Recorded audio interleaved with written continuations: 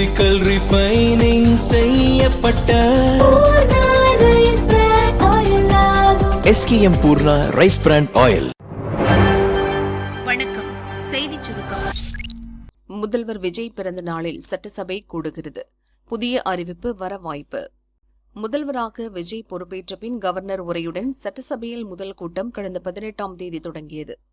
திமுக ஆட்சியில் கவர்னர் ரவியை போன்று அரசுக்கு குடைச்சல் தராமல் கவர்னர் ராஜேந்திர ஆர்லேக்கர் உரை நிகழ்த்திச் சென்றார். இது எதிர்க்கட்சியினருக்கு கடும் அதிர்ச்சியை ஏற்படுத்தியது. சட்டசபையின் 2ஆம் நாள் கூட்டத்தில் மேகதாது அணை கட்ட முயற்சிக்கும் கர்நாடக அரசுக்கு எதிர்ப்பு தெரிவிக்கும் தீர்மானத்தை முதல்வர் விஜய் முன்மொழிந்தார். சட்டசபையில் உள்ள அனைத்து கட்சிகளும் ஆதரவளிக்க தீர்மானம் ஒருமனதாக நிறைவேற்றப்பட்டது. சனி மற்றும் ஞாயிற்றுக்கிழமை சட்டசபைக்கு விடுமுறை முடிந்து சட்டசபை இன்று மீண்டும் கூடுகிறது. கவர்னர் உரை மீதான விவாதம் இன்று தொடர்கிறது. முதல்வர் விஜயின் பிறந்த நாளும் இன்று கொண்டாடப்படுகிறது. இதையொட்டி சட்டசபையில் முக்கிய அறிவிப்புகள் வெளியாகலாம் என்ற எதிர்பார்ப்பு நிலவுகிறது. முதல்வர் பிறந்த நாளை அமைதியாக கொண்டாட தாவேக உத்தரவு. தமிழகத்தில் ஆட்சி அமைத்த பின் தாவேக தலைவர் விஜய் இன்று தனது 52வது பிறந்த நாளை கொண்டாடுகிறார். திரையுலகில் வெற்றி நடிகராக உச்சம் தொட்டு சாதித்த விஜய் கடந்த 2024 பிப்ரவரி 2 தமிழக வெற்றிக் கழகம் என்ற கட்சியை தொடங்கினார். தான் சந்தித்த முதல் தேர்தலிலேயே 108 இடங்களில் வென்று காங்கிரஸ், விசிக, கம்யூனிஸ்டுகள், முஸ்லிம் லீக் ஆதரவுடன் ஆட்சி அமைத்துள்ளார். தாவேக தலைவர் விஜய் முதல்வரான பின் வரும் பிறந்த நாள் என்பதால் இதை திருவிழாவாக தாவேகவினர் கொண்டாடி வருகின்றனர். அதே நேரத்தில் பிறந்த நாள் கொண்டாட்டம் மக்களுக்கு தொல்லையாக இருக்கக்கூடாது என்பதால் தாவேக நிர்வாகிகளுக்கு அந்த கட்சி தலைமை உத்தரவு ஒன்றை அனுப்பியுள்ளது. முதல்வர் விஜயின் பிறந்த நாளை மக்களுக்கு இடையூறு இல்லாமல் கொண்டாட வேண்டும். சாலைகளை மறைத்து பேனர் வைக்கக்கூடாது. அமைதியாக ஆரவாரமின்றி ஏழை மக்களுக்கு நலத்திட்ட உதவிகளை வழங்க வேண்டும். கட்சிக்கு களங்கம் விளைவிக்கும் வகையில் யாரும் எவ்வித செயல்களிலும் ஈடுபடக்கூடாது என உத்தரவிட்டுள்ளது.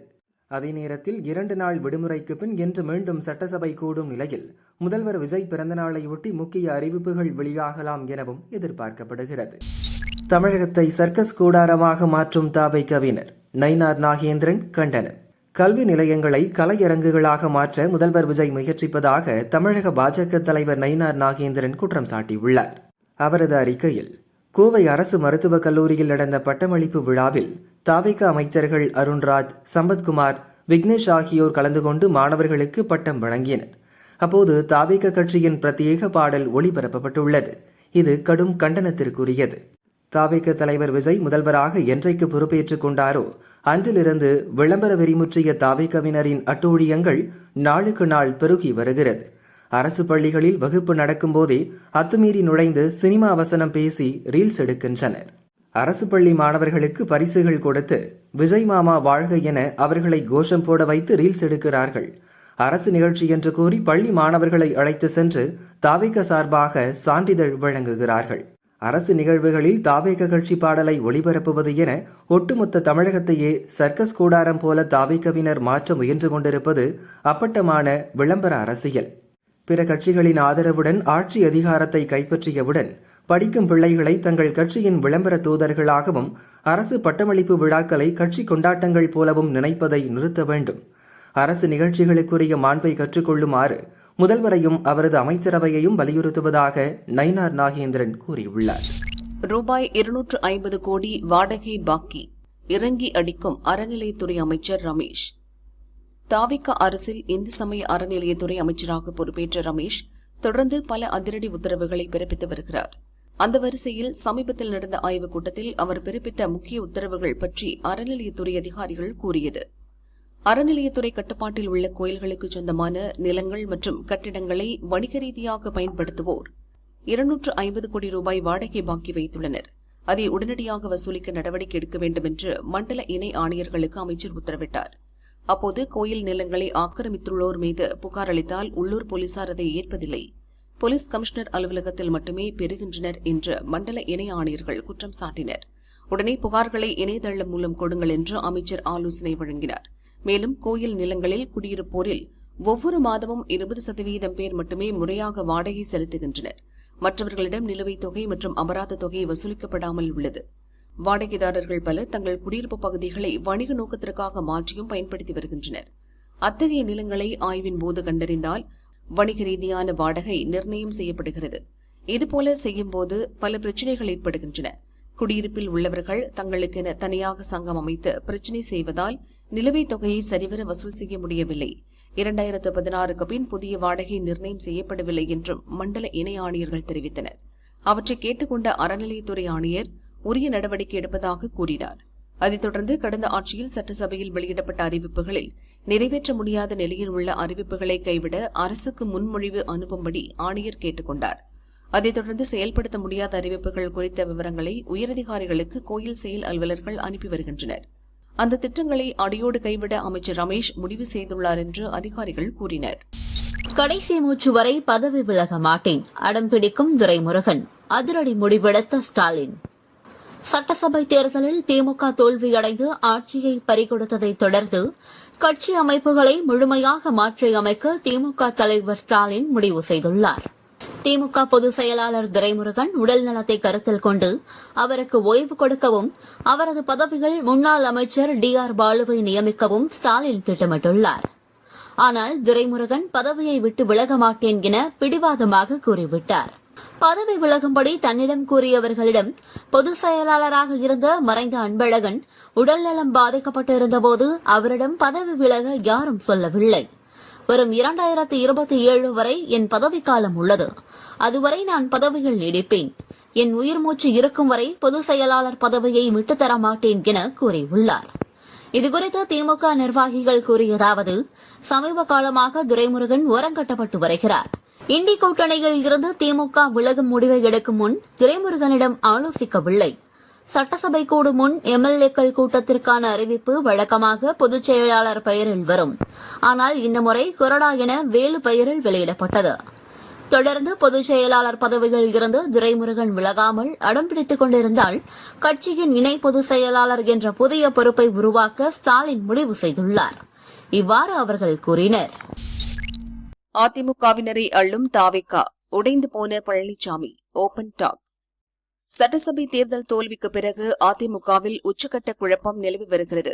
இந்த நிலையில் தன் பக்கம் உள்ள மாவட்ட செயலாளர்கள், மாவட்ட நிர்வாகிகளுடன் மட்டும் பொதுச் செயலாளர் பழனிசாமி ஆலோசனை நடத்தி வருகிறார். ஒருங்கிணைந்த காஞ்சிபுரம் மாவட்ட நிர்வாகிகளுடன் கடந்த வாரம் ஆலோசனை நடத்தினார். நேற்று சென்னை அதிமுக தலைமையகத்தில் மயிலாடுதுறை, நாகை மாவட்ட நிர்வாகிகளுடன் ஆலோசித்தார். தன் பக்கம் நிற்பதை அனைத்து நிர்வாகிகளும் உறுதி செய்ய வேண்டும் என்று கேட்டுக்கொண்ட பழனிசாமி பல அறிவுரைகளையும் வழங்கினார். இதுபற்றி அதிமுக நிர்வாகிகள் கூறியது: பழனிசாமி முன்பு தேர்தல் தோல்விக்கு தலைமையின் முடிவுகளே காரணம் என்ற ரீதியில் யாரும் எவ்வித கருத்தும் சொல்லக்கூடாது என்று ஏற்கனவே உத்தரவு போடப்பட்டிருந்தது. எனவே அது தவிர பிற விஷயங்களை மட்டும் நிர்வாகிகள் பேசினர். மயிலாடுதுறை, நாகை மாவட்டங்களில் தாவேகாவின் சமூக வலைதள பிரச்சாரம் எடுபடவே இல்லை. அதே நேரத்தில் வேதாரண்யம் தவிர இதர 5 தொகுதிகளிலும் திமுக கூட்டணி வெற்றி பெற்றது. அதற்கு காரணம் அவர்களின் கூட்டணி பலம்தான். அமமுக, பாமக கட்சியினர் அதிமுகவினருடன் இணைந்து வேலை செய்யவில்லை. கூட்டணியில் பாரதிய ஜனதா இருந்ததால் சிறுபான்மையினர் ஓட்டு சுத்தமாக விழவில்லை என்று நிர்வாகிகள் கூறினர். அதேபோல அதிமுகவிலிருந்து வெளியேற நினைப்போரை தலைமை அழைத்து பேச வேண்டும் என்று ஒன்றிய செயலாளர்கள் சிலர் கூறினர். இறுதியாக பேசிய பழனிசாமி, டெல்டா மற்றும் கடலோர மாவட்டங்களில் கட்சியை வலுப்படுத்த சிறப்பு முயற்சி எடுக்கிறேன். கட்சியில் இருந்து வெளியேற நினைப்போரிடம் பேசி பயனில்லை. வளர்த்தெடுத்து மரியாதை கொடுத்து அடையாளம் தந்த கட்சியை விட்டு வேறு கட்சியில் இணைந்தோருக்கு எப்போதும் மரியாதை கிடைக்காது என்றார். அதேபோல CV சண்முகத்தை குள்ளநரி என மறைமுகமாக விமர்சித்து அதிமுக தலைமையகம் அருகே பேனர் வைத்திருந்தனர். மிகவும் காட்டமான வாக்கியங்களுடன் இருந்த அந்த பேனர் குறித்து பழனிசாமியின் கவனத்திற்கு சிலர் கொண்டு சென்றனர். ஆனாலும் அதை அகற்ற பழனிசாமி அறிவுறுத்தவில்லை என்று கூட்டத்தில் பங்கேற்றவர்கள் கூறினர். அதிமுகவில் மீண்டும் சசிகலா, தினகரன். தொடர் தோல்விகளால் மனம் மாறிய EPS. அதிமுகவில் இருந்து பிரிந்தவர்கள், நீக்கப்பட்டவர்களை மீண்டும் இணைப்பதற்கான ரகசிய பேச்சு அக்கட்சியின் பொதுச் செயலாளர் பழனிசாமி தரப்பில் துவங்கப்பட்டுள்ளதாக தகவல் வெளியாகியுள்ளது. அதிமுக நிர்வாகிகள் சிலர் கூறியதாவது: சட்டசபை தேர்தல் தோல்விக்கு பின் அதிமுகவை பலப்படுத்த கட்சி மேலிடம் முடிவு செய்துள்ளது. தென் மாவட்டங்கள் மற்றும் டெல்டா மாவட்ட நிர்வாகிகள் பலர் இடைத்தேர்தலுக்கு முன் அதிமுகவை பலப்படுத்த வேண்டும். அதிமுக பொதுச் செயலாளர் தினகரன், சசிகலா போன்றோரை மீண்டும் கட்சிகள் இணைக்க வேண்டும் என பழனிசாமியிடம் கோரிக்கை விடுத்துள்ளனர். அதிமுக ஒன்றிணைய வேண்டும், மீண்டும் பழனிசாமி முதல்வராக வேண்டும் என வலியுறுத்தி தஞ்சாவூர் கிழக்கு மாவட்ட அதிமுக நிர்வாகி மகேந்திரன் தீக்குளித்து மரணமடைந்த பின் பழனிசாமி மனமும் மாறியுள்ளது. பிரிந்தவர்களை மீண்டும் சேர்க்க மூத்த தலைவர் ஒருவரின் வாயிலாக ரகசிய பேச்சுவார்த்தை துவங்கப்பட்டுள்ளது. சென்னை போயஸ் கார்டனில் உள்ள சசிகலா வீட்டில் சசிகலாவின் சகோதரர் திவாகரன், அவரது மகன் ஜெய் ஆனந்த் மற்றும் சசிகலா ஆதரவாளர்கள் ஆலோசனை நடத்தினர். அதிமுகவில் இணைந்தால் சசிகலாவுக்கு அவைத்தலைவர் பதவி வழங்க வேண்டும் என அவரது ஆதரவாளர்கள் விருப்பம் தெரிவித்துள்ளனர். அமமுக பொதுச் செயலாளர் தினகரன் அதிமுகவில் இணைய வேண்டும் என்றால் அவருக்கு துணை பொதுச் செயலாளர், ராஜ்யசபா எம்பி பதவி வழங்க வேண்டும் என அவரது ஆதரவாளர்கள் நிபந்தனை விதித்துள்ளனர். இதனைத் தொடர்ந்து அதிமுகவில் 6 துணை பொதுச் செயலாளர் பதவி ஏற்படுத்த திட்டமிடப்பட்டுள்ளது. அதிமுக நிர்வாகிகளில் 35 வயதுக்கு கீழ் யாரும் இல்லை. எனவே இளைஞர்களை கட்சியில் சேர்க்க வியூகம் வகுக்கப்படுகிறது. இடைத்தேர்தலில் 2 தொகுதிகளில் அதிமுக வெற்றி பெற்றாலே கட்சியினர் தாவிக செல்வது தடுக்கப்படும். எனவே அதிமுக வெற்றி பெற இணைப்பு அவசியம் என அவர்கள் கூறினர். அடங்காத DK கோஷம், கடுப்பில் கார்கே விட்ட வார்த்தை. ಆಯ್ತಾ ಇದಿಷ್ಟು ಸುಮ್ಮನಾಗ್ರಿ ಇಲ್ಲೇ ಇದಿಷ್ಟು ಹಿಂಗೆ ಕೂಗಿದ್ರೆ ಇಡೀ ದೇಶ ನಿಮ್ಮ ಕೈಯಾಗ ಬಂದಂಗೆ ಆಗ್ತದ. Useless fellows.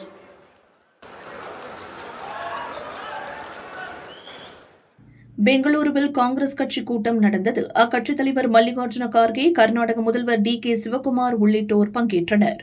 கார்கே உரையாற்றும் போது கட்சியினர் DK என்று முதல்வர் சிவக்குமாருக்கு ஆதரவாக முழக்கமிட்டனர். அமைதியாக இருக்குமாறு கார்கே கூறினார். கேட்காத சிவக்குமார் ஆதரவாளர்கள் உச்சதுணியில் குரல் எழுப்பி இடையூறு செய்தனர். மேடையில் இருந்த முதல்வர் சிவக்குமார் அமைதியாக இருக்குமாறு கேட்டுக் கொண்டார். சில வினாடிகள் அமைதியான தொண்டர்கள் மீண்டும் கார்கே பேசத் தொடங்கியதும் கத்தத் தொடங்கினர். இதனால் டென்ஷனான கார்கே தண்டச்சோறு, உதவாக்கரை என்று சரமாரியாக திட்டினார். பின் பேசிய அவர், இது தனிநபரை துதிப்பாடுவதற்கான நிகழ்ச்சி அல்ல. கூச்சலிடுபவர்கள் யார் என்பது வீடியோவை பார்த்தால் தெரிந்துவிடும். அவர்கள் மீது ஒழுங்கு நடவடிக்கை எடுப்பேன் என்று கூறியதால் பரபரப்பு ஏற்பட்டது. ಸ್ವಲ್ಪ ಶಾಂತವಾಗಿ ನೀವು ಕೇಳಿ, ಯಾಕಂದ್ರೆ ಇದು ನಮ್ಮ ಮೀಟಿಂಗು. ನಾವೆಲ್ಲರೂ ಕೂಡಿ ಪಕ್ಷವನ್ನ ಕಟ್ಟತಕ್ಕಂಥ ಮೀಟಿಂಗು. ಅದಕ್ಕೆ ದಯವಿಟ್ಟು ಯಾರು ಮಧ್ಯದಲ್ಲಿ ಕೂಗಕ್ಕೆ ಹೋಗಬೇಡಿ. ಯಾರೇ ನೀವು ಕೂಗಿದ್ರು ಕೂಡ ಆ ಫುಟೇಜ್ ಇರ್ತದೆ, ನಾನು ಡಿಸಿಪ್ಲಿನರಿ ಆ್ಯಕ್ಷನ್ ತಗೊಳ್ತೀನಿ.